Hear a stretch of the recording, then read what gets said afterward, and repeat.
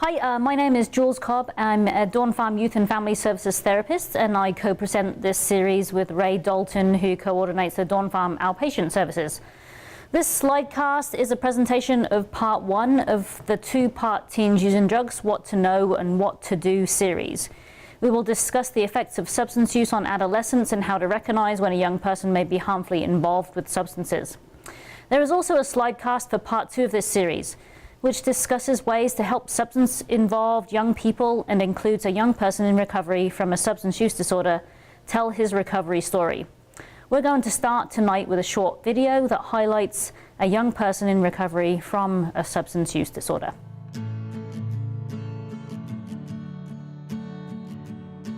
I do a lot of traveling because there's so many people and landscapes in the world that I missed out on when I was stuck in my addiction that I'm able to see and experience now.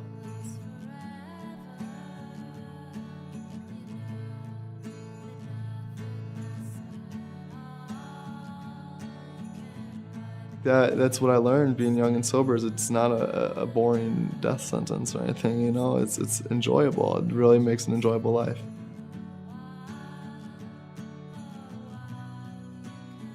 Just this summer, I was able to drive all over the country from California to Washington, D.C. and be part of the United Face Addiction Rally. We as a nation can face a crisis that needs to be healed through empathy. We all know someone who needs to have help in their addiction. If they can't speak for themselves, I challenge you to speak for them. I'm able to see the rest of the world, and I think that there's so much out there, so many experiences, so many people to meet, and I think that's so cool. My name is Matt. I'm from Novi, Michigan. I was 14 when I had my first drink. I was 16 when I started using daily.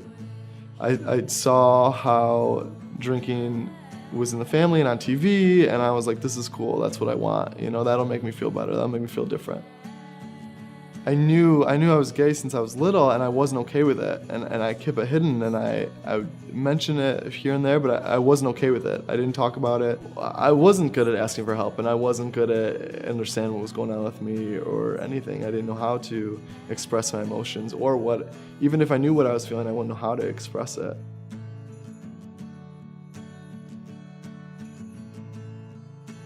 At the very end of my addiction, I was living in this basement apartment. I was just so lonely and so miserable. I didn't know how else to live. I didn't know how, so sometimes I wouldn't leave the apartment, you know, I wouldn't leave the couch, I wouldn't leave my bed. Because that's all I knew how to do, you know, was be there and get high and get drunk.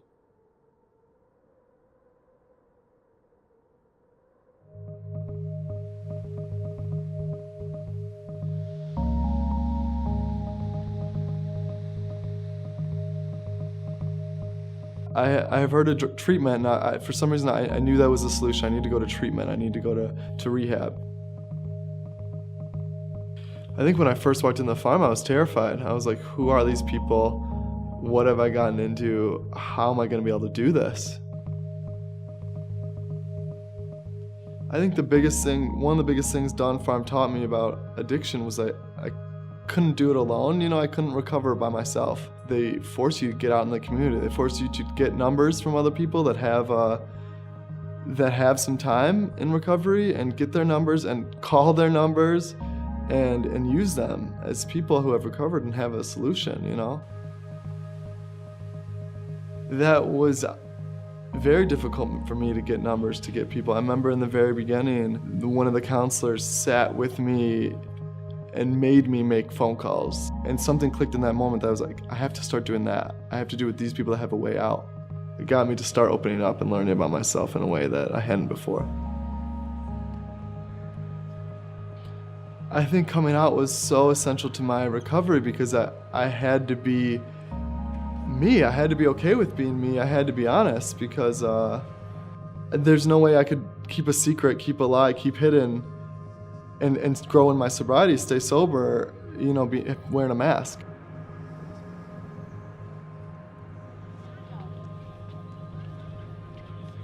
And it was the same people in the recovery community that Dawn Farm connected me with that encouraged me to really be who I was, to be not ashamed anymore.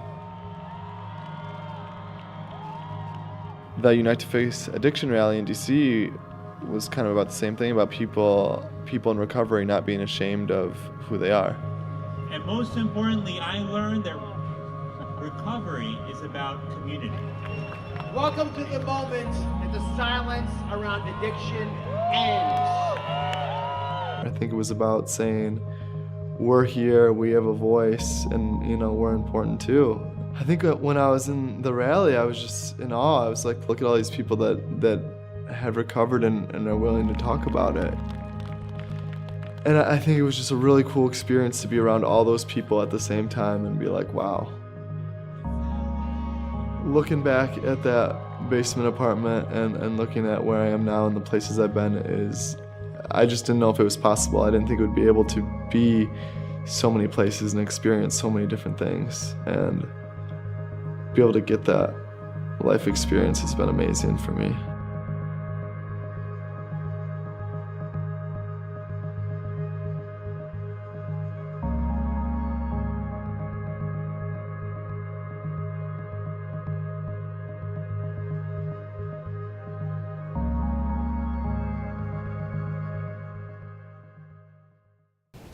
We have we call these like success stories on our website, and there's probably like 5 other ones that you can go check out on the dawnfarm.org website to just give you a little bit more insight into what substance use looks like for some people. And I can't wait until we get that youth film out. The same guy who's been helping us create these ones is getting us a youth-specific one, so it'll be good. So, thinking about that, I mean, does anyone remember how old he said when he first started using? 14, right? We have this program at Dawn Farm where we work with people as young as 13 up to 17 years of age. And we offer a program like that because, we talk about addiction being a disease of young people. So we know that it's necessary to be able to offer treatment services as early as we possibly can to prevent a problem from developing into something that can severely negatively impact a person's life. But where might it all begin? Like, what might resort to somebody picking up and using at 13, or what might be some of those predisposing factors? We look at growth and maturity because we have this really great thing on our shoulders, right? Our head is up there. We need to look after it and we need to protect it. As we navigate through life from the day we're born, we're figuring out how to face challenges that comes our way. Like, for the adults in the room, what were some of those first challenges that you remember coming your way at a young age? Time management. Oh, okay. Time management can be a struggle even for some of us adults today. What else? Dating. Yeah. What else? Any other examples? So time management and dating. Lots of things. I even think about just like riding a bike, learning to tie my shoes, navigating new friendships, right? That's hard throughout elementary school, going into middle school, definitely transitioning up into high school. All things can be really tough for us to figure out how to overcome. We might have a really good supportive network that can help us figure out how to develop some coping strategies to navigate those things, to help navigate time management, to help navigate negative peer interactions, to help navigate figuring out how to get up in the mornings when our natural biorhythms are changing as an adolescent, right? So if we are equipped with some of these skills, these arrows up here represent that coping tool, right? So we get some help and support. Okay, so say getting up in the morning is a challenge, right? It's like people that love and care about us are figuring out how to help us maybe get an alarm clock, go to sleep earlier. Today we talk about shutting off our cell phones, like an hour or something before we go to bed to help our body naturally get into that pattern of wanting to rest for the night, right? So we can learn these coping strategies. And then when we come to face this challenge again, we can figure out how to navigate through it, right? So hopefully we can either resort to some of the coping tools that we've learned before to face the next challenge if we don't have those. Hopefully we can look to friends, we can look to family again to help us figure those out. sometimes it might not be that simple, right? It might be difficult to figure out how to overcome some of these things when we might not want to turn to our parents at some point, right? Again, this part of adolescence which can be really, really difficult to navigate, you know?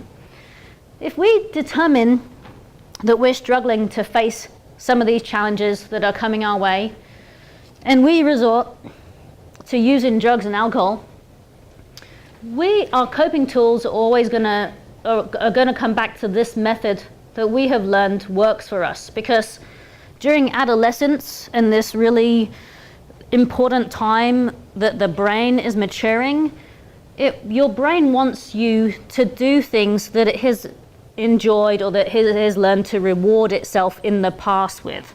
Things that might feel good for you, things that might end up, you know, that has worked as life has gone along. And because our brains learn from reward, right, we're going to want to repeat that behavior again, right? We don't ever want to do things that feel bad to us, do we, typically? Who wants to do that? Anybody? I know I don't, you know? But we always want to repeat the things that feel good, right? So when we come to utilize, again, drugs and alcohol as a coping tool, and we know that that's worked for us before, we're going to end up in this cyclical pattern where the use of substances is not going to help our growth and maturity over the course of time.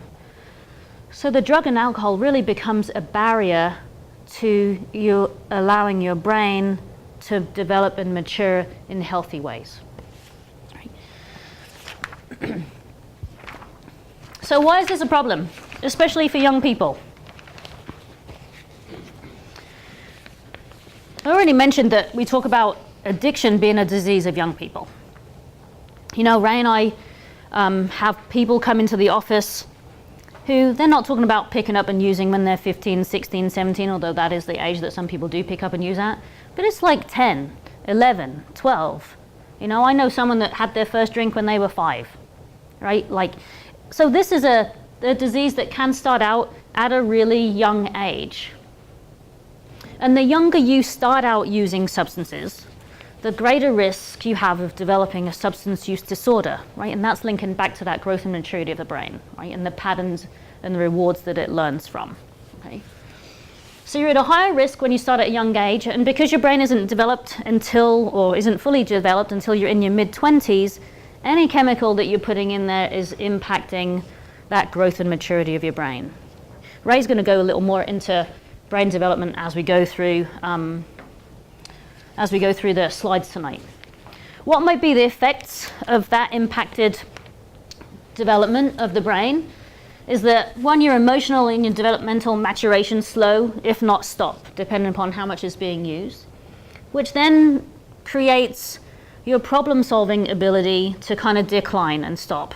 The last part of your brain to develop is this part up the front here, right? Your frontal cortex. Do you know what? Who's taken a psychology class? Or who knows about what this part of the brain does? Prefrontal cortex. Problem solving, higher order thinking. Executive functioning, yep. Decisions, I heard someone say that, yep. Yeah, your ability to plan, to solve problems, to think through situations, is all happening in this front part of your brain, right? So not fully developed until you're in your mid-20s, which is going to create this impact from happening under the influence of substances. You might fall behind your peers in maturity, like a level of maturity. And if you are a young person that has resorted to using substances, even if you decide to stop using substances, you might have a hard time playing catch up and getting back up to speed of your other peers, which could then in itself create, you know, this ability to think negatively about how you're doing and those kind of things that might continue to impact your schoolwork. Oftentimes, if a person isn't able to catch up and get back up to speed in school, you know, we might see patterns of returning back to substance use.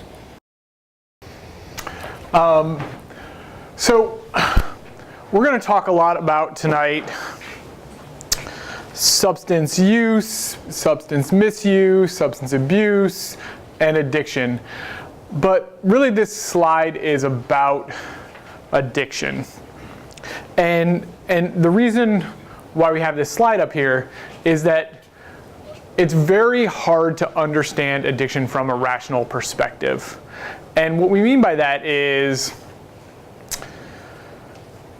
it's very difficult to understand a disease where a person wants to stop doing something and can't stop doing something, right? That somebody has had tremendous, oftentimes catastrophic consequences, and they can't stop using substances. And the reason why they can't is really because it's this trick that's played on the brain where the brain believes that drugs and alcohol have survival value. And we'll talk a little bit about why that happens or how that happens a little further on in the slide. But you know, I worked in the jails for a long time, and I've met with a lot of people who have been told, hey, stop using or we're going to send you to jail, right? And they can't stop using or they don't stop using and they go to jail. I've worked with many people who've said, hey, if you don't stop using, you're going to lose your kids. And they don't stop using and they lose their kids. And from the outside perspective, it's like, well, why don't you just stop? Why can't you just stop? Isn't the consequences enough? Haven't you had enough, right? And it's not because these people are hedonists, right? Who only are just pleasure, pleasure, pleasure, pleasure, pleasure, pleasure, pleasure. All I want to do is have pleasure, right? It's because, you know, the person's brain believes that substance has survival value. It's not because they're dumb. It's not because they're morally bankrupt. It's not because they were brought up in the wrong kind of environment, right? It's because they have a disease. And we'll talk a little bit more about that disease process as we go along over tonight. And we're going to talk a lot, especially next week, about how to flush out whether or not I should really be worried about a loved one or worried about myself in regards to having the disease of addiction. So what does a substance use problem look like? So about 90% of the population does not have an alcohol or drug addiction, right? And so most people say about 10% of the population struggles with addiction. And I've seen that number go up as high as, like, in some studies I've seen it as high as like 17%, and I've seen it as low as like 7%. But most, most researchers, most people will settle on this 10% of the population that struggles with addiction. And this other 90% is folks who either don't use any substances at all, maybe socially use substances, occasionally use substances, maybe abuse substances, and maybe some folks who are heavy users of substances, but they don't fall into this addiction, this category of addiction. And we'll talk about, again, some things to look out for when you're looking out for folks who struggle with addiction. All right, but just because somebody falls into this 90%, right, doesn't mean they're immune from the serious consequences of substance use. I know a lot of people who probably are not, or definitely are not, do not have the disease of addiction, but they do have legal problems. They may be paying tens of thousands of dollars to the state for getting operated while intoxicated, which what they used to call DUIs, right? That are having to, end up getting into maybe some risky behaviors, some risky situations that they normally wouldn't put themselves in had they not been drinking or using drugs, around people who may be dangerous because they were drinking or using drugs. Plenty of people who suffer seriously in school, especially maybe in those early 17, 18, 19 years old, first going off to college, and start using substances more heavily, experimenting with substances, having some academic achievement issues, disruptions to life because of it. And I know people who've had serious health problems. Bias. Anybody old enough to remember who Len Bias was? No? Nobody in the room? He was a power forward for the University of Maryland. He got, he was, I don't remember if he was like the first or second overall pick for the Boston Celtics. after signing a very lucrative deal with a major shoe company, went back to the University of Maryland to hang out with a bunch of his teammates and party and use cocaine. And some people have said that it was like his first time using. There's a 30 for 30 documentary on him. Maybe he'd used it a handful of times in his life and ended up having a heart attack because of his cocaine use that night and ended up dying. And this guy was supposed to be kind of Michael Jordan before Michael Jordan, LeBron James before LeBron James. I mean, he had a real significant athletic future. And so, he wasn't one of those 10%, at least not according to most folks. He was part of that 90%, but it caused some serious health problems because of it. All right, so what does the 10% look like, right? Addiction is a progressive disease, and it really can, it runs on a continuum and starts at early, goes to middle, and kind of has some late stages. It has a late stage, and everybody kind of travels through this. And how fast people travel through this, it really depends on the age that they start using, what they're using, and it's really kind of an individual. It happens differently for every individual. I've known 17-year-olds who are in the late stages of addiction. And I also know folks who have had long, great careers, and doctors and lawyers and career professionals that are able to be functioning alcoholics or addicts and don't really hit the late stages until their 50s or 60s or maybe even 70s sometimes. So it happens differently for everybody. And so this is kind of the early stage of addiction. There's really few visible effects. It's really difficult to ascertain. It's really difficult to able to identify, even for professionals who do it all the time, every day, to really flesh out what the difference between folks who are in early stage addiction and folks who may be just abusing a substance or misusing substances, right? And then once you get to the middle stages of addiction, you start to notice that it starts to impact people's relationships. The person starts to have problems, starts to have consequences.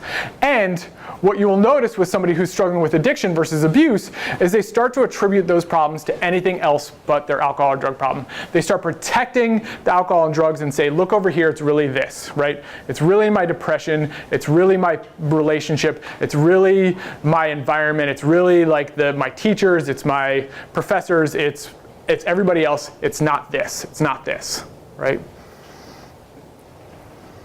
And in the late stage is what we usually think about with folks who are, or usually what we oftentimes say is that folks who are in jails and institutions and folks who are close to death, right? They've got to use to prevent withdrawal. It's much more easy to recognize. It's much more evident. You're going to see them, intoxicated rather often, and without help, it will oftentimes result in death, unfortunately. But as we'll get to later in this series and in the second one, lots of people get help and live long, healthy lives in recovery from addiction. Okay, so some of the terms, and I've kind of talked a little bit about these already, but just to kind of put a nice fine point on it. Use, I oftentimes think, when I think about use, we think about social use. And I think there's a little bit of a myth or fable about what social use is. Social use isn't I'm using anything that I'm not using by myself, right? So as long as I'm around other people, it's called social use. So I can drink as much or use as much as I want because I'm around other people and I'm not isolated and I'm not in my room and I'm not in what in the video we talked about being in that basement apartment and just being isolated and drinking himself into an early grave, right? No. Social use is, I always talk about my mom when I talk about social use. She's going to appreciate this as being recorded now. But So I talk about my mom when I talk about social use because this is kind of what we talk about. We talk about recommended guidelines for use. You know, when we talk about somebody who, like my mom, will drink a glass of wine, and if she starts to feel it, she'll just start to push it away. Or maybe she has like a, you know, it starts on a second glass of wine, is like, nope, that's too much, pushes it away, right? So it's, you know, social use is moderate use. It's oftentimes minimal and frequent use. You're using, you know, maybe prescription medications as prescribed, and for what the intended purpose is, right? So you're not using it because, oh, I'm really stressed out and I need this particular thing that is actually meant for something else, right? For pain or for whatever. Misuse is taking more than the recommended guidelines. It's oftentimes when we think about binge drinking is different for each person depending on their body weight and size. It's overuse of a substance or using it for alternative reasons, as we talk about abuse. Really the difference between a misuse and abuse is that you know, in misuse you're not really seeing a lot of consequences for what's happening. There's not a lot of health consequences, there's not a lot of legal consequences, there's not a lot of relationship consequences, it's not happening quite as often. When you think about abuse, you start to see consequences appear. It's happening a little more often, and you're using maybe illegally. You're getting them from, you know, from other people that are, you know, if we're talking about pills, from other people that maybe they're prescribed to. And again, you start to see consequences appear.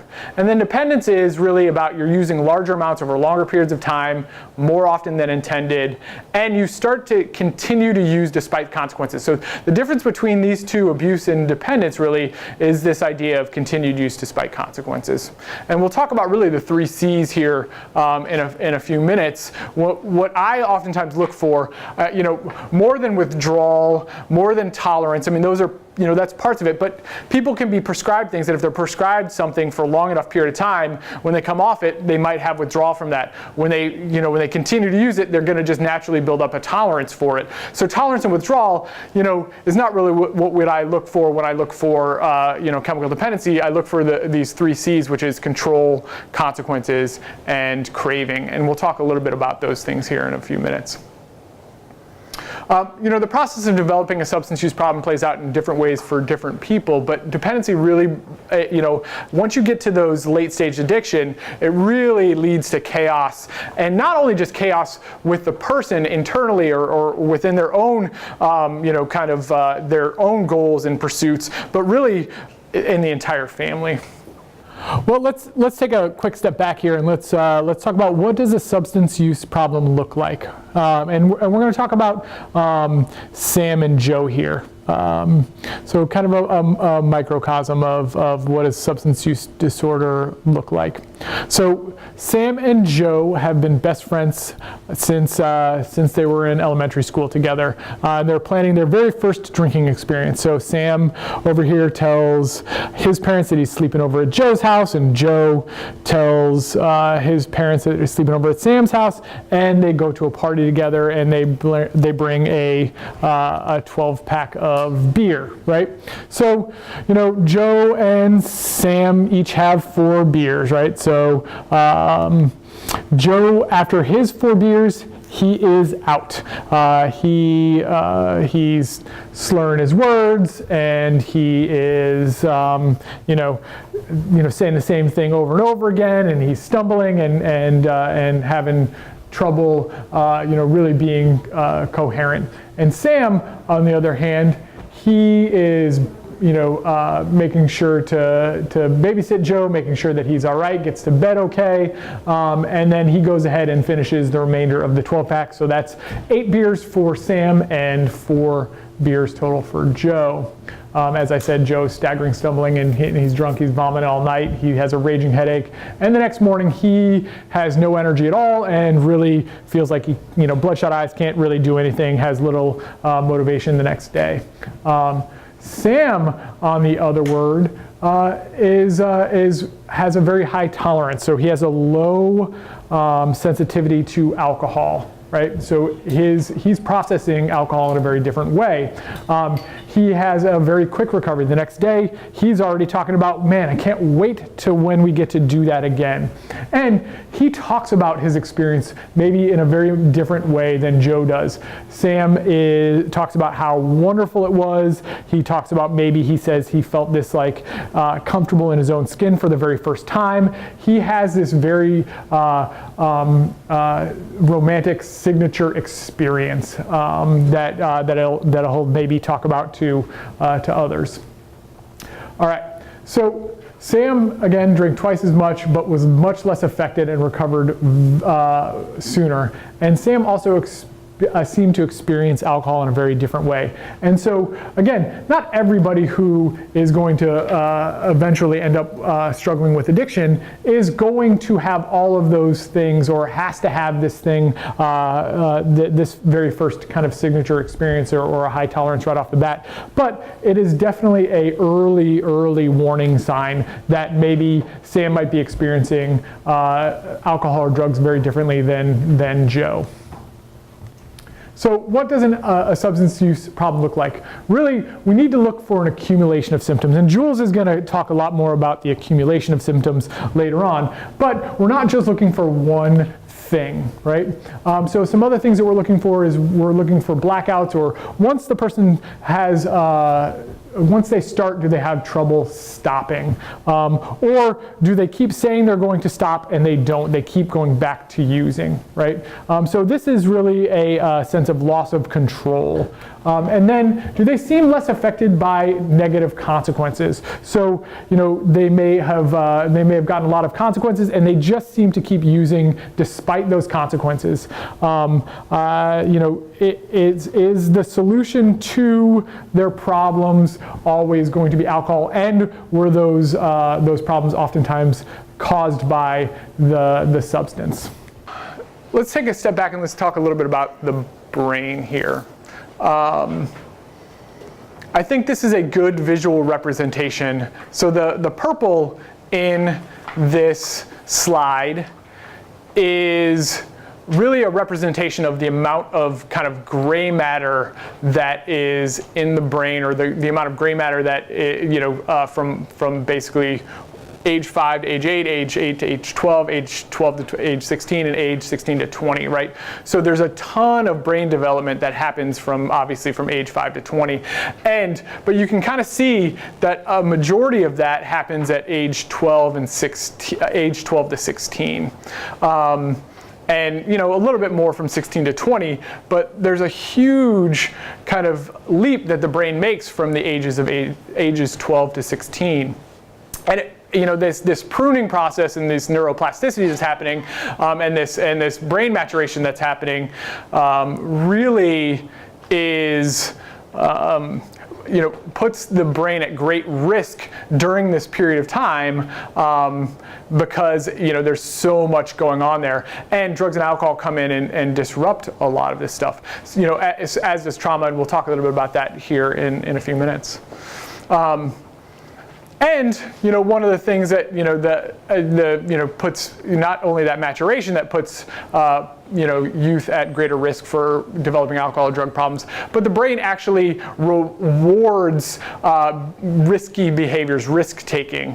That's why I think some of our best skaters and BMX folks and all those folks are young people, right? Things that I would look at now and go, oh God, no, not for $1 million, right?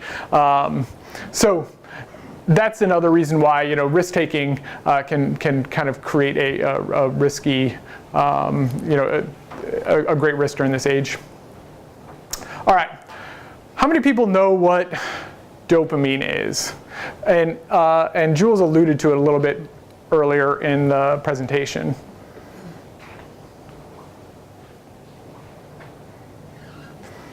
Anybody? So dopamine is a neurotransmitter, and it's a very important neurotransmitter in the brain that is responsible for reward, and it's specifically responsible for making things that are important for survival rewarding, right? So it tells the brain what is important for for survival. So things like procreation and food and safety and friendship and security, right, are all really important for survival, right? To spread your genes on to the next, to the next generation. And so the brain, what it does is it makes these particular things rewarding. It gives the brain pleasure, right, when these things are, when these behaviors are done. And so when things are going really well, right, this part of the brain, which is that frontal cortex that Jules talked a little bit about, when things are going really well, it has kind of a top-down functioning over this midbrain part, which is responsible for instincts and drives and emotions, right? And so the example that I always give is, I don't know if you can tell, I hate public speaking. Like, it is one of the things that I like to do least in this world, right? And because of that, I get really nervous before I come up and speak. And because of that, I don't tend to eat before I come in here, right? So it's 6:45 right now, and I haven't eaten for quite some time. And usually by this time, my body is telling me it's time to eat, right? My stomach starts to grumble. I really want some pizza right now, right? And so this part of the brain is like, you know what? You got to eat. It's important you eat. Go get it. Go eat it. Go, go, go, go, go, right? And this part of the brain is like, well, your job is really important, right? And if you just leave these people in the lurch, and you go out and get some pizza, and you leave Jules, she's going to yell at you tomorrow. Your boss is going to yell at you tomorrow, and you're going to hear it, right? And so this part of my brain is saying, okay, shut up, it's almost 7:30, you can go get pizza here in a few minutes, right? And that's when things are going really well, that's what happens, right? This part of the brain has executive functioning. Who said executive functioning earlier? There it is, right? So this part is saying, sorry, we'll deal with this other thing later, right?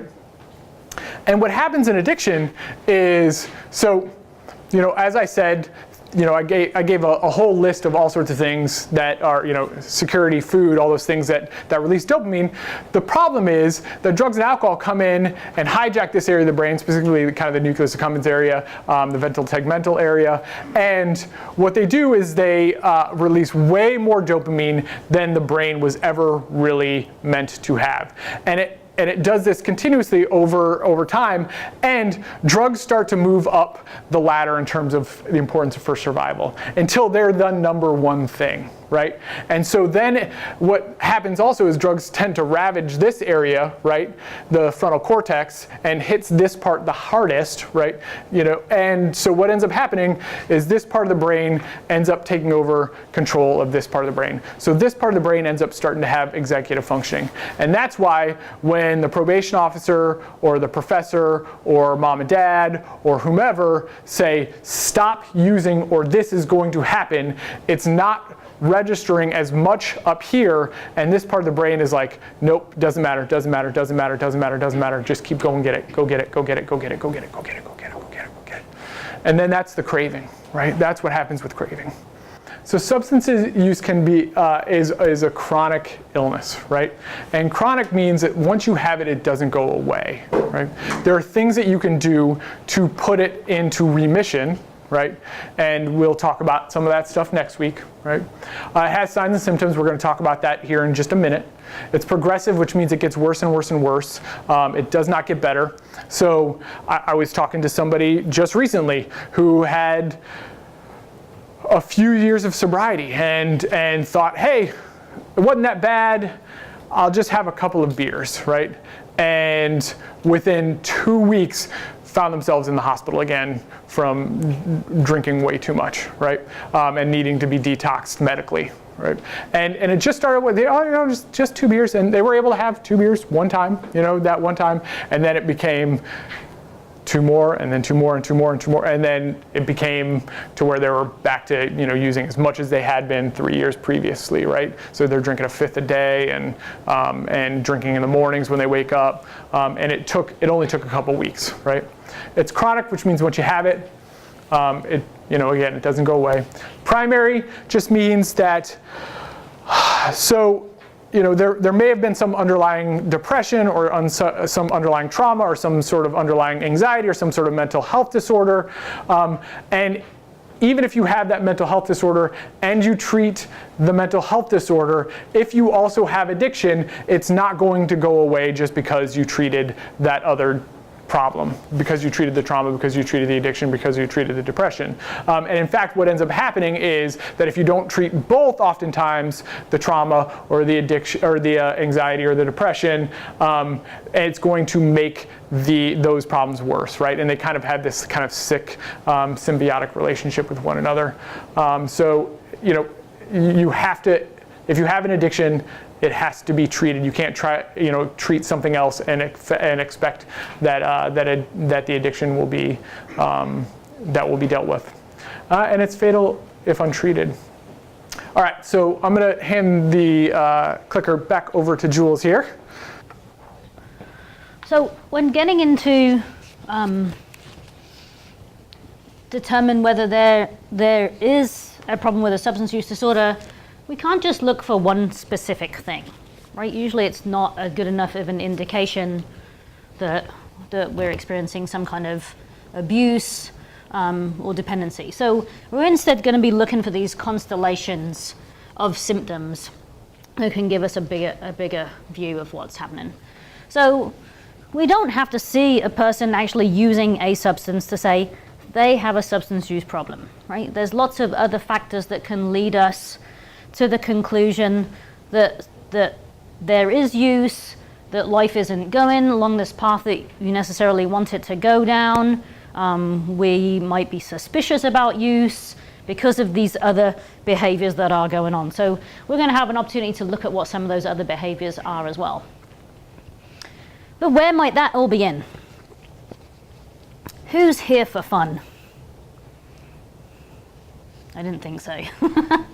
I'm going to share with you reasons why I find that we end up seeing folks here at our Teens Using Drugs program.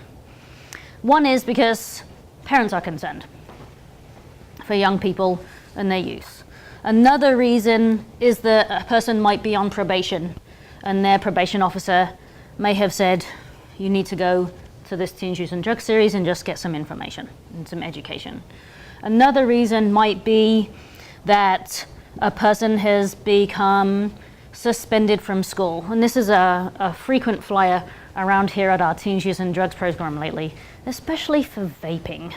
That's the new hot and crazy cool thing to do today, and it's just so much fun. It brings all this trouble with it, right?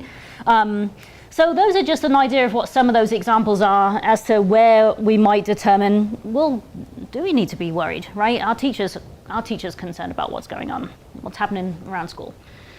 So when we look at these clusters of symptoms, we're going to break it down, and we've got a bunch of slides that goes over different things here. So school, we're looking, within this arena to see about what changes there may be in regards to education.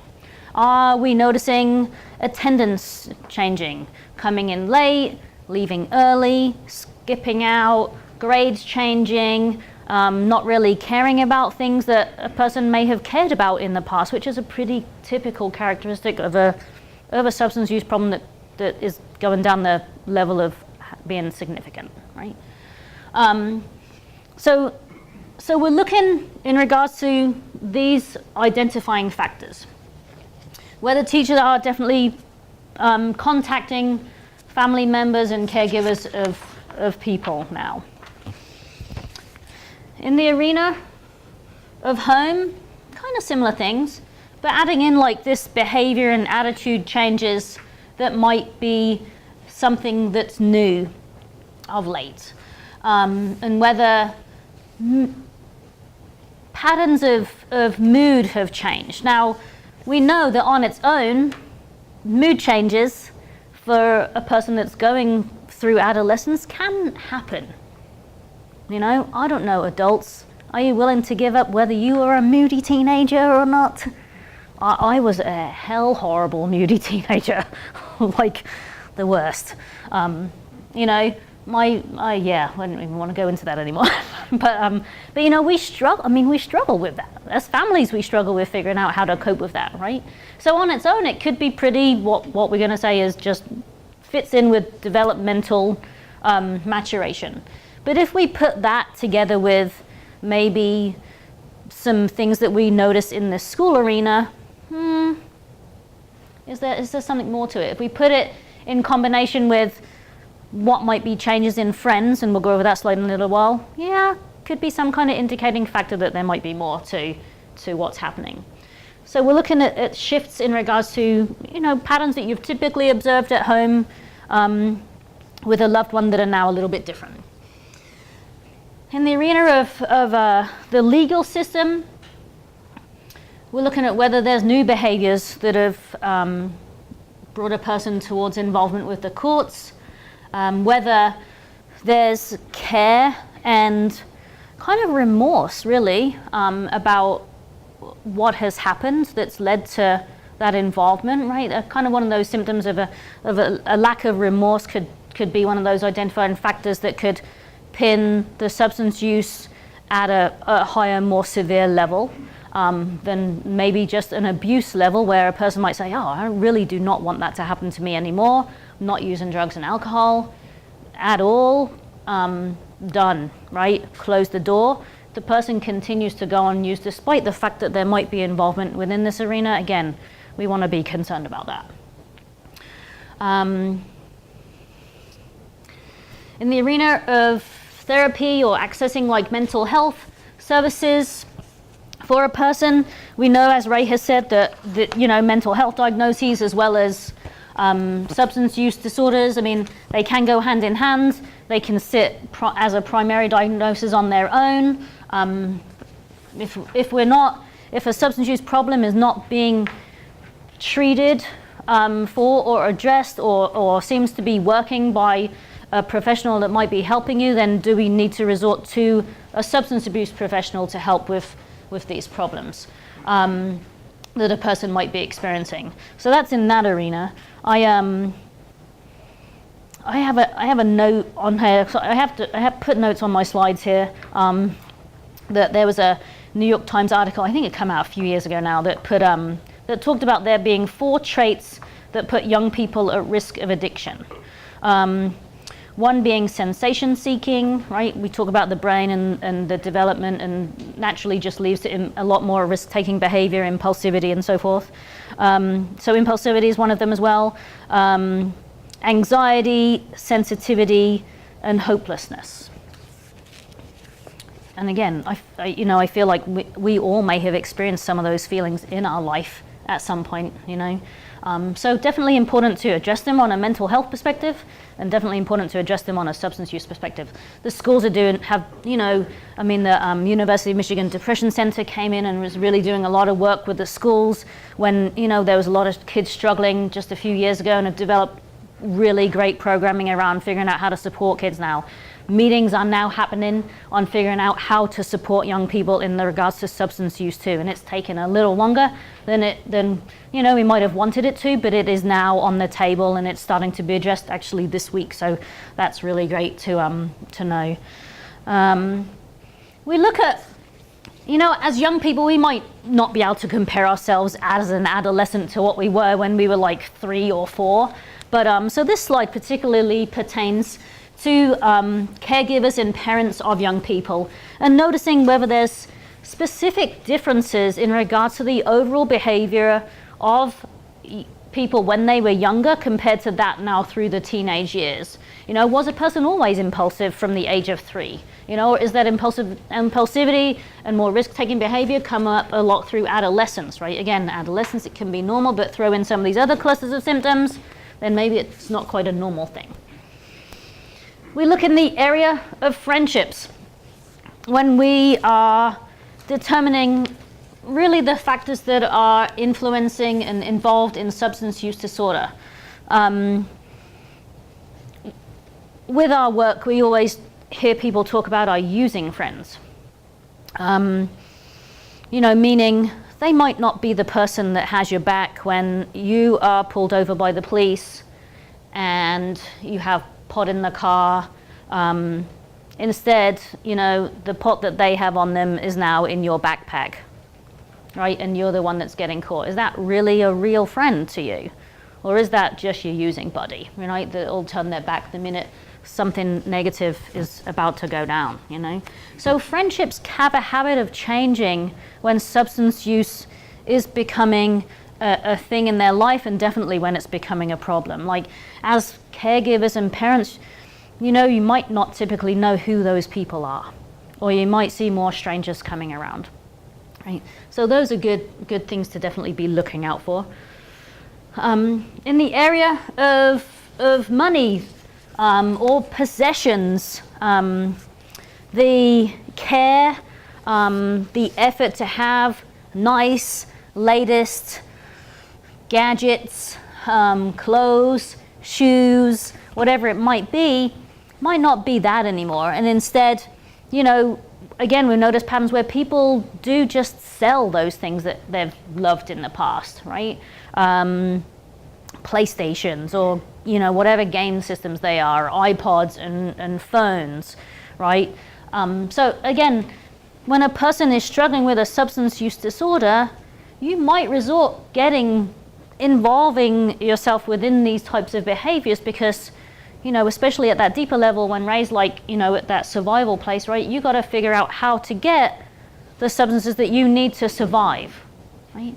And that could lead you to even stealing things from home, right? Typical stories of what we hear, stealing things from siblings, stealing things from family members, heirloom jewelry, money, whatever it might be. I have some stats on this one too. This is a biggie for us today, especially just with how much prescription drug use is happening within our society. A study came out, it may have been a part of the Monitoring the Future study, I'm not sure, because I don't have my source down here, but 54% of young people who reported in on this study talked about obtaining prescription drugs from a friend or a relative. 62% of young people reporting in this study talked about how prescription drugs are just easy to get from their home. Right? So again, as a society, we've got to be figuring out what else we need to do to keep the people in our lives really safe. I think about young folks who are involved in sports at school, a lot of physical sports. I think about football a lot. My niece was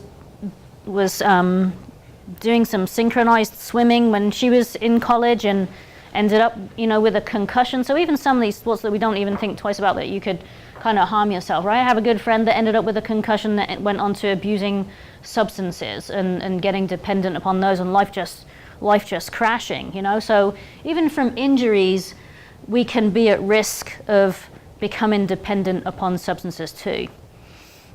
So we're looking at how the use of these substances might impact a person, and especially in relation to the patterns in which they're being used. This one also talks about, evidence of over-the-counter medications that we might even be finding around us. I walk down the street to work, and empty beer bottles, right? Bottles of liquor and whatnot is all around us. So again, so obviously those signs that people are using, but within our own home could be a continuation of those signs as well. In the realm of work, it kind of goes hand in hand with school on this one, so I'm not going to spend any time going, repeating information on that one. But this slide is, I mean, I feel like this is one of the biggest factors, again, why a lot of people are wanting to seek information about substance use. And in particular on this slide, pointing out about this strong correlation that can exist between using tobacco-based products, right? And how vaping might lead on to that use of traditional tobacco-based products. Again, this is an arena that is continuing to be studied. We don't have all the information about it that we need to know, but we are already seeing patterns that I mean, if you want to put it in the gateway kind of arena, right, that might be easy to understand. So people who start out using vaping devices can move on to using traditional tobacco-based products.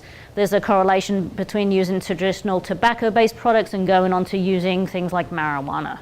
So, and that does exist. You'll hear people talk about, you know, some folks' gateway drug is marijuana.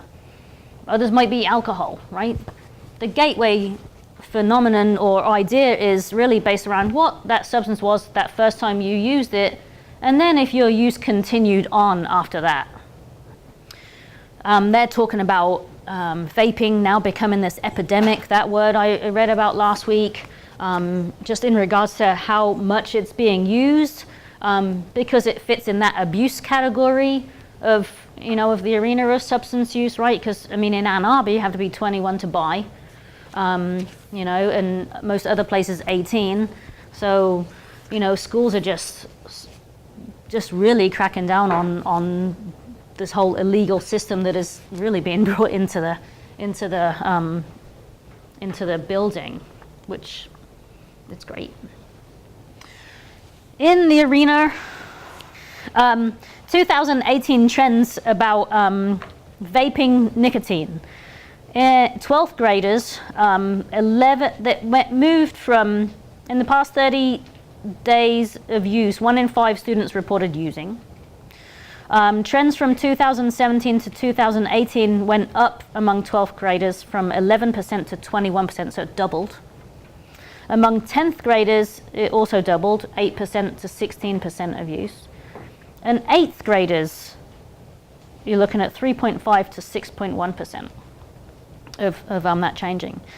The study went on to talk about that there were an additional 1.3 million nicotine vapors in 2018 compared to those in 2017.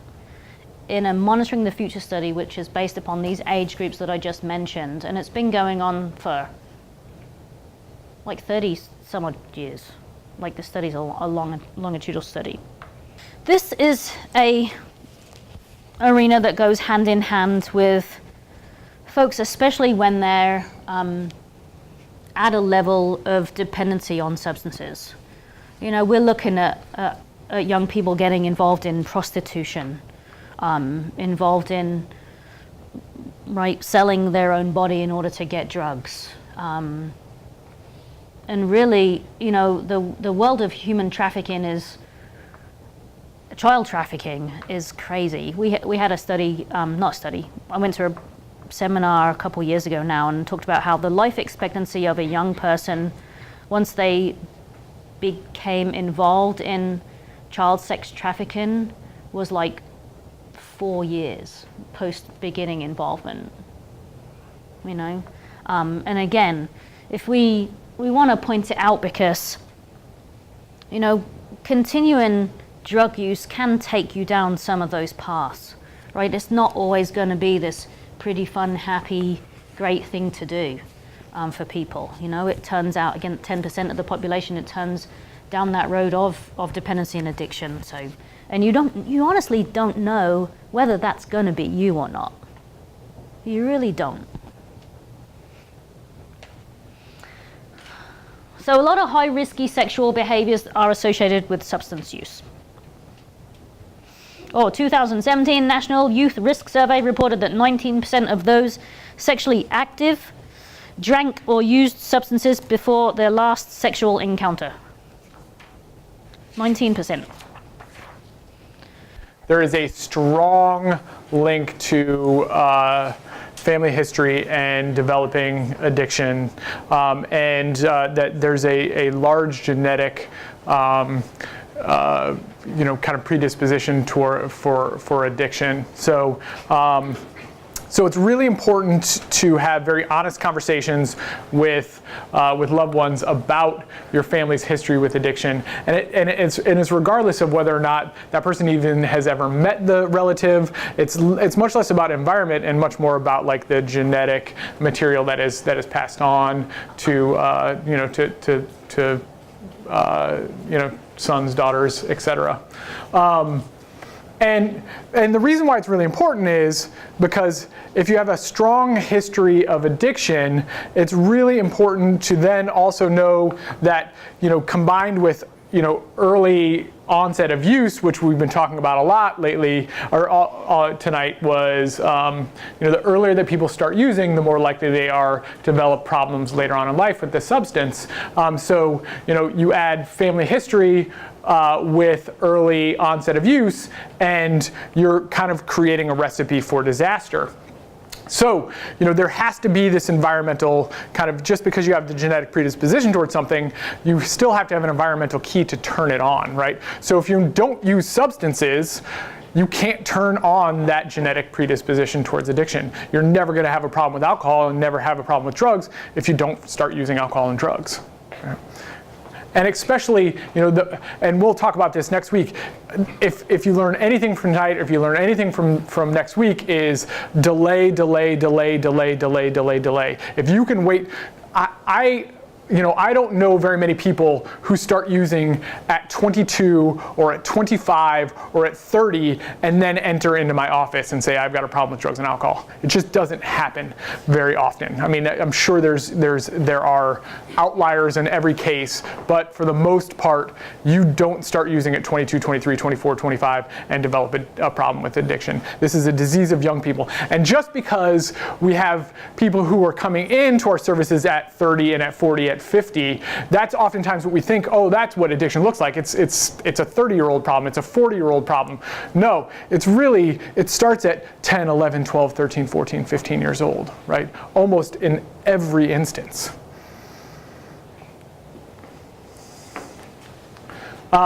Here's some other risk factors when we think about when we think about risk factors for addiction. Genetic, genes are a big piece of this. Family history is a big piece of this. Having ADHD, ADD, learning disabilities, depression, adoption, things like that. And I think oftentimes these are risk factors because this is oftentimes when you're going to start to see, as Jules showed in that first slide that we went through, is when you start to turn to drugs and alcohol early on, you stop developing coping skills. And these are some early, these are problems that a lot of youth face, right? You don't tend to see a lot of people start struggling with these things at 25, at 30 years old. It's something that you start dealing with it in the teenage years. And then trauma. Trauma is a big piece of this, right? Because trauma really creates structural changes in the brain. Prolonged periods of stress specifically related to trauma, especially if that trauma is not dealt with, so that trauma is just kind of lingering, then it changes really the nature of the brain, specifically in the frontal cortex. Large amounts of stress hormones change that brain. And again, when we showed that brain development slide from ages 12 to 16, you saw this like large maturation that happens during that time period. And if trauma happens during this period, your brain is at a greater risk for developing all sorts of problems that come from that trauma. Some side effects of the trauma is really what it is, that could lead to mental health disorders, could lead to gambling disorders, could lead to gaming disorders, could lead to substance use disorders, could lead to all sorts of issues later on in life because of that trauma. And so, there's a study that was done by the National Institute of Drug Abuse that said that 2 out of every 3, so 66%, 2 out of every 3 people who are in treatment currently or enter treatment have had some sort of sexual, physical, or emotional abuse And so trauma is a big. I mean, it's more the rule that folks enter into our services with some sort of history of trauma. Suicide. So the thing that I want to talk about here is people who struggle. 90% of all people who die by suicide had some sort of mental health disorder or substance use disorder. So it makes them increasingly likely to think about suicide, increasingly more likely to complete suicide, and 30% of all suicides, the person was acutely intoxicated on alcohol. Right, so alcohol tends to lead to more suicidal thoughts, more impulsive behaviors, and leads to oftentimes to completion of suicide. So what I always tell people is if you have a loved one that struggles with addiction, you should also assume that they're probably struggling with thoughts of suicide as well. It is the leading cause of death for folks who have an addiction. And so it is important to monitor folks for suicide if they're struggling with substance use disorders, period. And it's important to ask about suicide. And asking if they weren't thinking about it before is not going to make the situation worse, right? So ask about suicide. Are you thinking about killing yourself? Are you thinking about suicide? If you are also worried about the person and their substance use disorder or their substance use.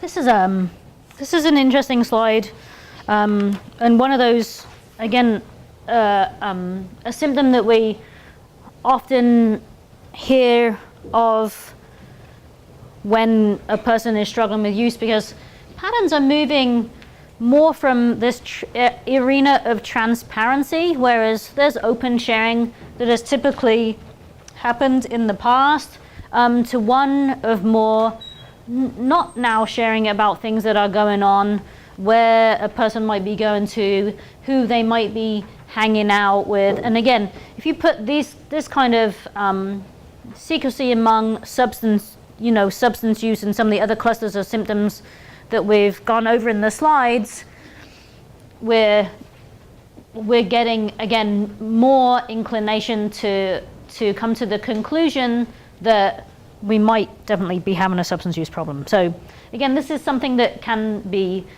pretty normal in just regular old adolescents, but add it to some of the other slides we've gone over, and we might have more of a concern with it.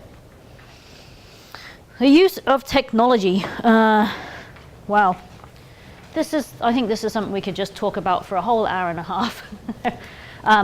Technology, the internet, interwebs, whatever you want to refer to it as today. One fantastic platform of gathering information, right? Helps us in our work, helps us in our personal life, helps us in so many wonderful ways, but it also has the potential to really negatively influence us as well. 70% of young people use social media. There was something I read at one point that talked about a young person is 3 times more likely to engage in a behavior such as drinking if they see a picture of somebody doing it. A person is 4 times more likely to engage in using marijuana if they see a person using marijuana. And I think about how this relates to, whether you're a person here who vapes or not. And what was your thinking about that like maybe before it began, or what's your views on seeing other people doing it, right? So we've got a platform that we have so much access to, and so many of us have access to, that we can just have so much influence by it. I was battling with my brother about giving his daughter, my niece, a cell phone. I'm like, dude, can we really just put it off? But in the UK, you're in high school when you're 11, and everybody has a cell phone, right? So it's like, how do we figure out how to help our kids fit in with what's going on in our world, but also protect them and keep them safe from what they may have access to. So they came up with a system, which I'm glad that we talked about, on how to, you know, just definitely like monitor that and make sure that she is not being negatively influenced, bullied, pressured by anyone using these platforms that she's using. You know, I think about it too, and how, I mean, even just the point on the bottom, right? This kind of ties into that dopamine release. I mean, you have an Instagram account, someone returns a snap to you. You know, if you're of a slightly older generation in here, and you might use Facebook instead of some of those other platforms, right? I mean, how is it when you get some of those thumbs up, when you get some of those hearts, when you get some of those great comments, right? It always feels good. So we want to resort back to figuring out how to get access to those things that feel good. But we want to make sure that they're keeping us in this place where we're safe. And you know, we're obviously assessing for substance use too. And this is really just kind of honing in on a lot of the, bringing a conclusion to everything that we've really just discussed in the other kinds of slides that we've been going over. So alcohol and other drug use, you know, if you're noticing that there's, as parents and family members and caregivers, that there's, you know, paraphernalia, different things that you're finding at home that's lying around, I mean, that's obviously a pretty clear sign that use is happening. We often hear a lot of times that you know, that's not mine, that's my friend's, right? Or that doesn't belong to me, I'm just holding on to it for somebody else. Again, you know, if we're noticing behaviors that we have talked about in some of these other slides, as well as that kind of protection or defensiveness around what you are actually seeing, then, you know, we still could want to be concerned about substance use, right? So if there are patterns of concern in several of these areas, it's definitely worthwhile seeking the help of a professional that can help you determine whether we need to be concerned about these behaviors. We'll go over love gets in the way of objectivity next week. Yeah, I mean, we talked a lot about what a survival relationship is, and it's this kind of, you know, when it comes to addiction, it's a very unnatural, quote unquote, relationship to the drugs, where the person puts a lot more stock in the importance of that drug or of that alcohol in their life.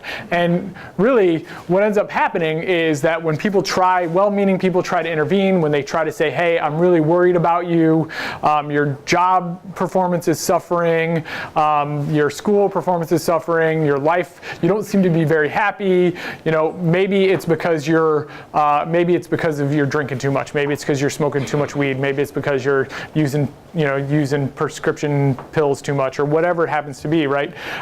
There's a lot of blowback that ends up happening, and it's really difficult to deal with, and we'll talk a little bit about what do we do in that case, and that's really going to be a major focus of next week, is like, if I'm getting especially a lot of anger, or the person seems to be, you know, overly dismissive of my concerns, like what, and the, you know, they keep using, what do I do? And we're going to spend quite a bit of time, you know, talking about that. And I want to talk just real quickly, take a little side trip with values and talk about, you know, most people, I think a lot of problems happen with people when their values and the behaviors are way far apart. So when, you know, I love this or I care about this thing and I'm doing the exact opposite,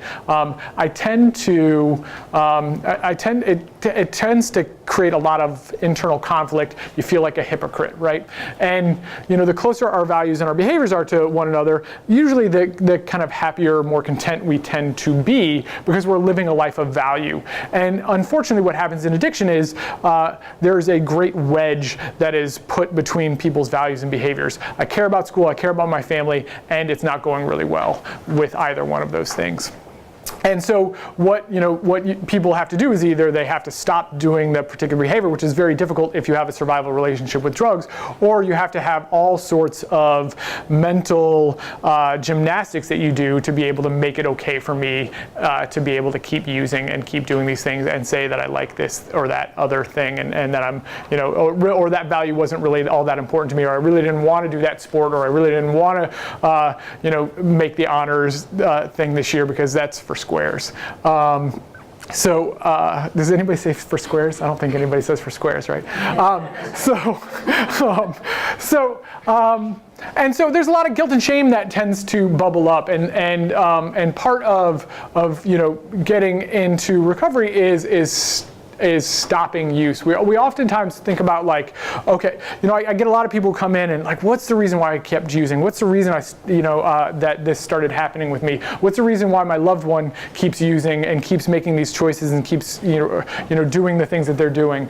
And really, that it tends to be like Scooby-Doo, where you're just kind of running in place when you're thinking about like the reasons. The most important thing is to just get help to act, to stop using. And then we can kind of figure out the reasons as we go along, right? But it's really difficult to figure out what the reasons are unless the person stops using. And substance use disorders, I want to make this case one more time. It's absolutely a treatable disease. And some, you oftentimes hear people who are in recovery that I'm a grateful recovering addict, I'm a grateful recovering alcoholic, that they end up being better people because of it. And we can talk a little bit about that. But not only does when a young person gets sober, when a young person gets into recovery, when a young person stops using substances, it really has a traumatic effect on not only community but especially the family. We'll talk a little bit more about that next week. But this is a great community where there is a lot of recovery. There's a lot of people in our universities. I mean, there's a collegiate recovery program at both the major institutions in this area. There's lots of young people who are drug-free, are happy, are healthy, are in recovery, consider themselves to be in recovery, and are working on staying so, especially in this particular area. So that's all we pretty much have right now. We got you in under a minute, so I don't want to keep people too long. Please, Jules and I will stick around afterwards. Next week is fantastic. It'll be part 2, same time, same bat channel. The youth will have a little bit more of a kind of, the youth will stay in here. The adults will come across the hall, and we're going to split up a little bit, and then we'll come back together and hear a really great young person who is in recovery and talk about their story and share their story. It is a very impactful, powerful part of the program.